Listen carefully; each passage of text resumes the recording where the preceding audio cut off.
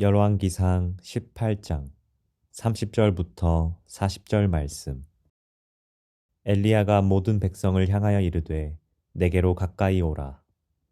백성이 다 그에게 가까이 가매 그가 무너진 여호와의 제단을 수축하되 야곱의 아들들의 지파의 수요를 따라 엘리야가 돌 12개를 취하니 이 야곱은 옛적에 여호와의 말씀이 임하여 이르시기를 내 이름을 이스라엘이라 하리라 하신 자더라.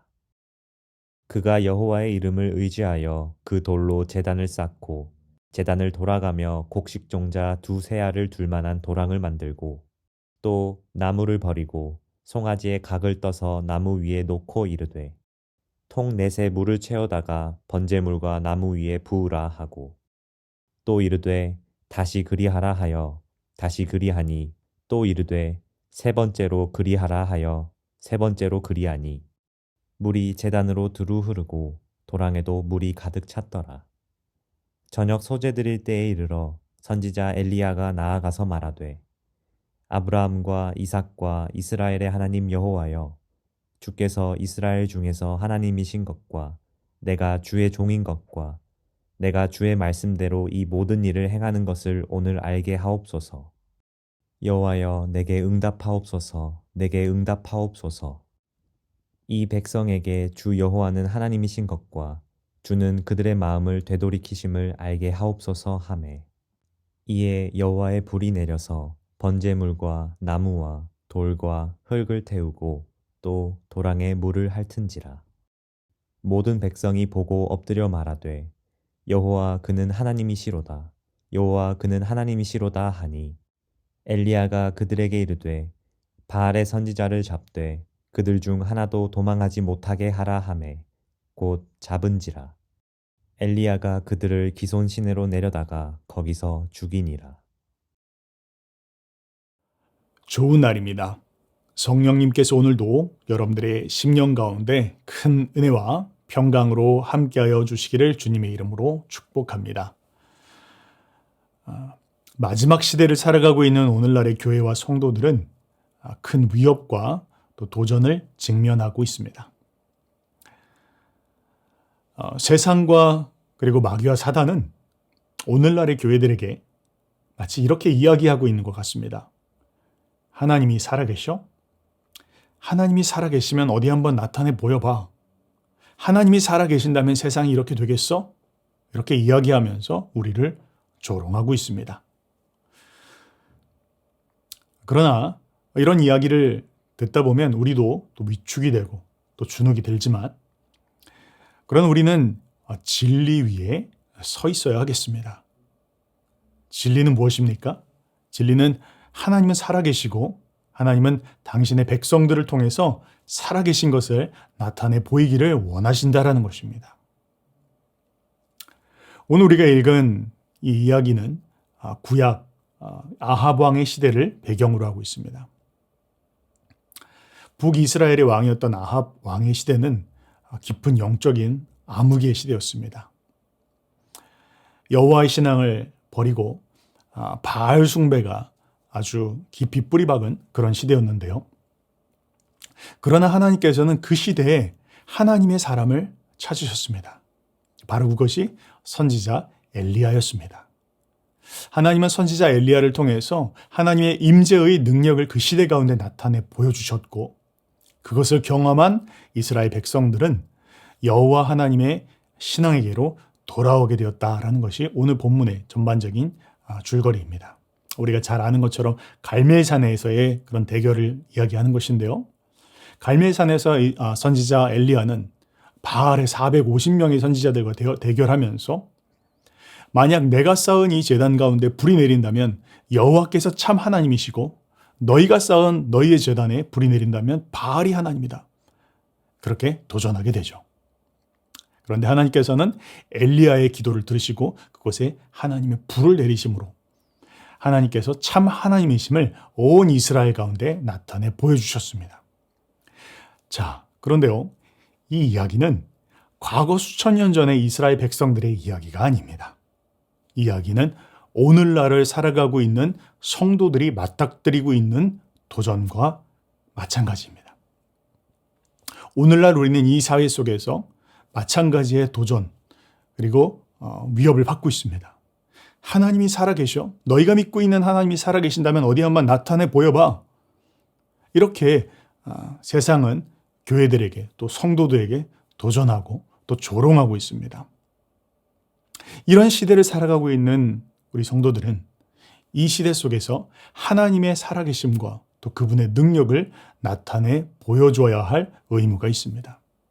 그래서 오늘 우리는 이 엘리야의 삶을 살펴보면서 또 그 엘리야의 갈멜산에서의 그 대결, 그가 어떻게 하나님의 임재와 또한 그분의 능력을 온 백성들 가운데 나타냈는지 이 부분을 같이 한번 살펴보면서 오늘날 우리가 우리의 삶 속에서 하나님의 임재의 능력을 나타내기 위해서 우리가 무엇을 해야 되는지 한번 생각해 보기를 원합니다. 자, 첫 번째입니다. 엘리야가 하나님의 임재의 능력을 보여주기 위해서 한 일은 무엇입니까? 그것은 첫 번째, 그는 무너진 제단을 다시 쌓았습니다. 여러분, 제단은 무엇입니까? 제단은 기도의 처소입니다. 자, 그런데 기도라는 그 행위보다 기도하는 것, 그거보다 더 중요한 것은 누구에게 기도하느냐이고 또 무엇을 구하느냐일 것입니다. 이스라엘 백성들은 이제까지 여호와께 구하지 아니하였습니다. 그들은 바알에게 구하였습니다. 또 이제까지 그들은 여호와의 뜻을 따라서 구하지 아니하였습니다. 그들은 그저 자기의 필요에 따라서 때로는 바알에게 때로는 다른 우상들에게 구하면서 그저 자기의 필요만 채워질 수 있다면 그 누구든지 상관없다 하면서 신앙생활을 하고 있었습니다. 그런데 엘리야는 그들에게 바른 초점을 세워놓은 것입니다. 너희가 하나님의 임재와 그 능력을 보기를 원하느냐? 그렇다면 하나님 앞에 바르게 신앙의 초점을 바르게 세워야 된다. 하나님을 예배해야 된다는 것입니다. 혹시 우리가 이제까지 살아오면서 겉으로는 우리가 하나님을 믿는다라고 이야기했지만 그러나 우리의 마음으로 우리의 속으로는 또 우리의 실제의 삶의 모습은 세상 사람들이 추구하는 것과 다름없는 그냥 성공하는 것, 돈을 많이 버는 것, 혹은 인정받는 것 이런 것을 추구하고 살고 있지는 않았습니까?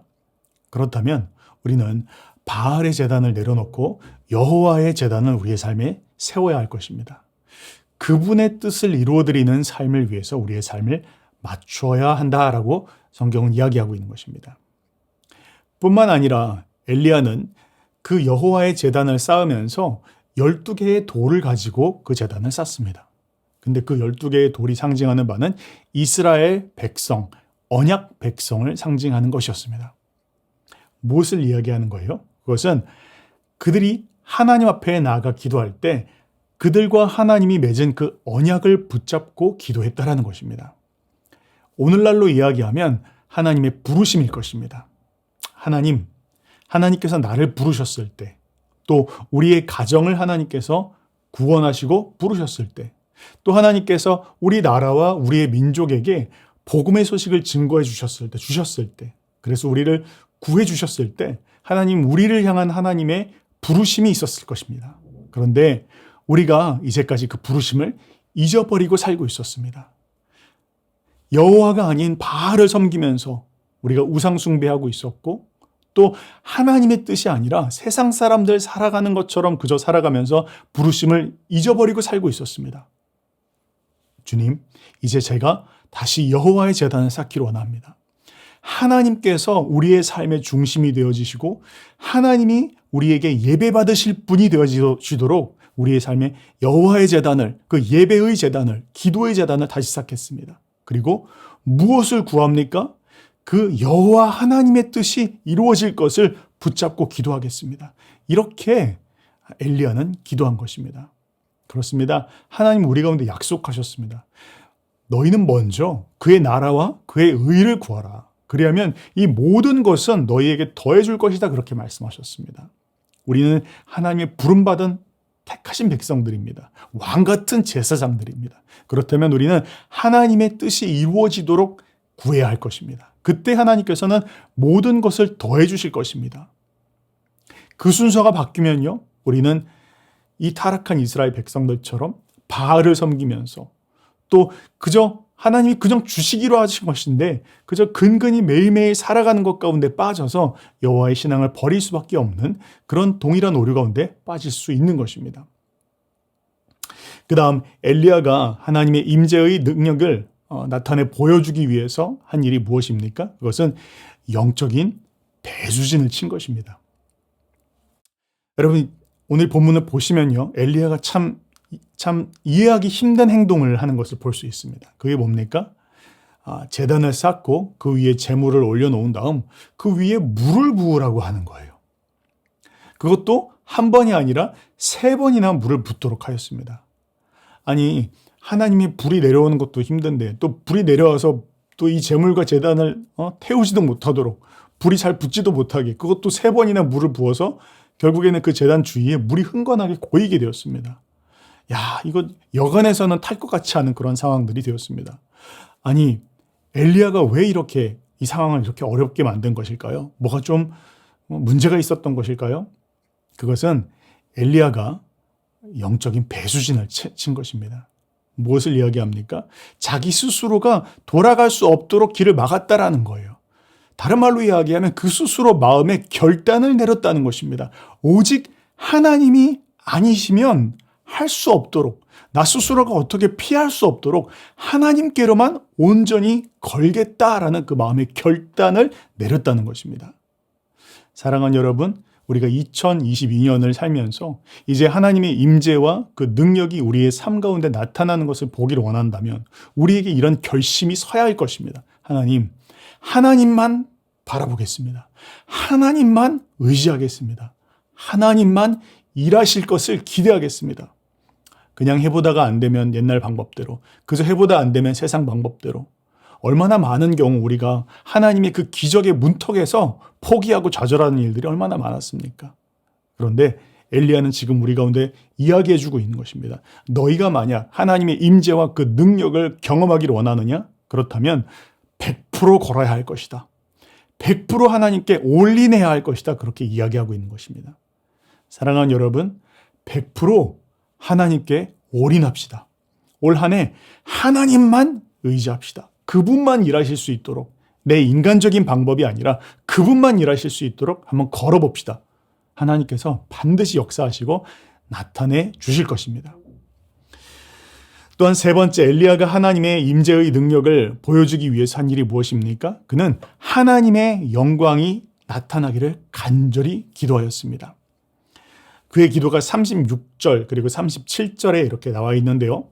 이것을 3가지 정도로 요약해서 이야기할 수 있습니다. 36절, 37절에서의 기도를 3가지로 요약하면 첫 번째는 여호와께서 하나님이심을 나타내 주십시오. 그는 그렇게 기도하였습니다. 세상에 많은 신처럼 보이는 것들이 있지만 그러나 하나님, 그것은 전부 가짜이고 그것은 그저 우상이고 그것은 그저 피조물일 따름입니다. 그런데 하나님, 정말 하나님이 여호와께서 참 하나님이심을 나타내 보여주십시오. 이게 엘리야의 기도였다는 거예요. 여러분, 이게 우리의 기도가 되어야 되지 않을까요? 하나님, 우리의 자녀들, 또 우리의 믿지 않는 부모님들, 우리 주변에 있는 친구들, 우리 직장에 있는 사람들, 하나님을 경험하지 못해서 우상을 쫓고 있습니다. 마치 그것이 신인 것처럼 떠받들며 살아가고 있습니다. 그런데 하나님은 한 분이시잖아요. 하나님은 정말 살아계신 분이시잖아요. 하나님, 저들이 정말로 여호와 하나님이 참 하나님이심을 알게 해주세요. 이것을 위해서 기도했다라는 것입니다. 2번째, 그는 이렇게 기도했습니다. 제가 주님의 종임을 알게 해주십시오. 그렇습니다. 이것은 2가지 의미를 가질 거예요. 하나는 하나님, 내가 하는 이 일을 통해서 하나님이 나타나게 해주십시오. 나의 이 일을 통해서 내가 드러나는 것이 아니라 하나님만 드러나게 해주십시오. 그것을 구하는 것이고, 또 한 가지는 하나님, 내가 하는 이 일을 통해서 하나님, 저에게 하나님의 권세, 영적인 권세를 더하여 주십시오. 그래서 그저 인간적으로 사람들이 바라보지 않게 하시고 하나님께서 역사하고 계시는구나, 저 사람 뒤에는 하나님의 일하심이 있다는 것을 볼 수 있게 해주십시오. 이것을 구한 것입니다. 우리가 하는 모든 일들 가운데 그저 우리가 하는 일들이 그냥 저 사람이 그렇게 하나 보다가 아니라, 야, 저 사람은 뭔가 특별한 도움이 있는 것 같아. 정말 초자연적인 어떤 일들이 계속 일어나는 거 보니까 진짜 하나님이 살아계시나 봐. 하나님께서 정말 함께 하시나 봐. 이걸 볼 수 있어야 된다는 것입니다. 엘리야는 그것을 구하였습니다. 그리고 세 번째, 그는 이 일을 통해서 저들이 마음을 돌이켜 하나님께 돌아가게 해주십시오. 그렇게 그는 기도하였습니다. 그렇습니다. 이 일의 결국은 하나님, 이 백성이 여호와 하나님을 알고 그들께로 하나님께로 회개하고 돌이키게 해주십시오. 그것을 그는 구한 것입니다. 자, 이것이 엘리야가 하나님의 임재의 능력을 이스라엘 백성들 가운데 나타내기 위해서 보여준 세 가지 행동이었습니다. 저는 이게 참 오늘날 우리의 시대 가운데 너무 필요한 그런 우리의 모습이 되어야 되지 않을까 그렇게 생각을 합니다. 경건의 모양은 있으나 경건의 능력은 없는 그런 그리스도인이 아니라 우리가 하고 있는 이 모든 일을 통해서 하나님이 드러나고 또 이 모든 일을 통해서 하나님만 영광 받으시며 결국 많은 사람들이 야, 하나님이 진짜 살아계시네? 하나님이 정말로 나타나시네? 라는 것을 우리의 삶과 우리의 고백을 통해서 또 우리의 삶의 간증들을 통해서 그들이 경험할 수 있어야 할 것입니다. 우리가 만약 이 엘리야가 이렇게 결단하고 행동한 것처럼 우리의 삶 가운데 무너진 여호와의 제단을 바르게 세우고 그리고 또 그분께로만 온전히 우리의 삶을 의탁하고 또 그 하나님만 그 영광만 간절히 나타나기를 구한다면 하나님께서 우리 가운데 그 살아계신 임재를 나타내 보여주실 것입니다. 능력을 드러내 주실 것입니다. 오늘 본문은 그 결과를 이렇게 이야기하고 있습니다. 38절에요. 이렇게 이야기하는데요. 이에 여호와의 불이 내려서 번제물과 나무와 돌과 흙을 태우고 또 도랑에 물을 핥은지라 모든 백성이 보고 엎드려 말하되 여호와 그는 하나님이시로다. 여호와 그는 하나님이시로다 하니 엘리야가 그들에게 이르되 바알의 선지자를 잡되 그들 중 하나도 도망하지 못하게 하라 하매 곧 잡은지라. 엘리야가 그들을 기손 시내로 내려다가 거기서 죽이니라. 그렇게 이야기합니다. 하나님의 임재가 나타나자 하나님의 능력이 보여지게 됩니다. 그리고 이스라엘 백성들이 그 하나님의 임재의 능력을 경험하자 그들이 자신의 죄를 회개하고 여호와를 참 신으로 다시 고백하며 나오게 됩니다. 그리고 이전에 자신들의 우상 숭배를 회개하며 하나님 앞에 나오게 되었다라고 성경은 이야기하고 있는 것입니다. 이것이 오늘날 우리의 가정 안에 우리가 속해 있는 직장과 또 학교 안에 또 이 나라와 민족 가운데 일어나야 되는 그런 역사가 아닐까 저는 생각합니다. 2022년에 시작하면서 정말 우리 엘리야처럼 함께 기도하였으면 좋겠습니다. 하나님만 영광 받으시도록 또 하나님께서 그 임재의 능력을 우리의 삶을 통해서 나타내시도록 우리 함께 그렇게 기도하였으면 좋겠습니다. 승리하시는 저와 여러분들 되시기를 주님의 이름으로 축복합니다.